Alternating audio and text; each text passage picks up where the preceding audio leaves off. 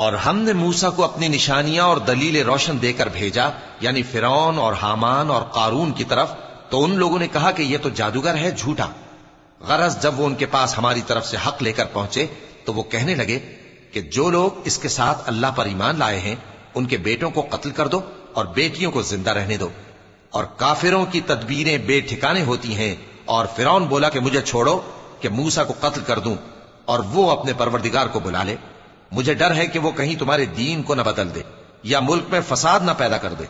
اور موسیٰ نے کہا کہ میں ہر متکبر سے جو حساب کے دن یعنی قیامت پر ایمان نہیں لاتا اپنے اور تمہارے پروردگار کی پناہ لے چکا ہوں۔ اور فرعون کے لوگوں میں سے ایک مومن شخص جو اپنے ایمان کو پوشیدہ رکھتا تھا کہنے لگا، کیا تم ایسے شخص کو قتل کرنا چاہتے ہو جو کہتا ہے کہ میرا پروردگار اللہ ہے اور وہ تمہارے پاس تمہارے پروردگار کی طرف سے نشانیاں بھی لے کر آیا ہے؟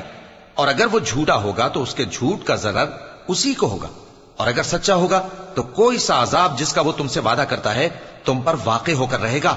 بے شک اللہ اس شخص کو ہدایت نہیں دیتا جو حد سے گزرنے والا ہے، بڑا جھوٹا ہے۔ اے قوم، آج تمہاری ہی حکومت ہے اور تم ہی ملک میں غالب ہو، لیکن اگر ہم پر اللہ کا عذاب آ گیا تو اس کے دور کرنے کے لیے ہماری مدد کون کرے گا؟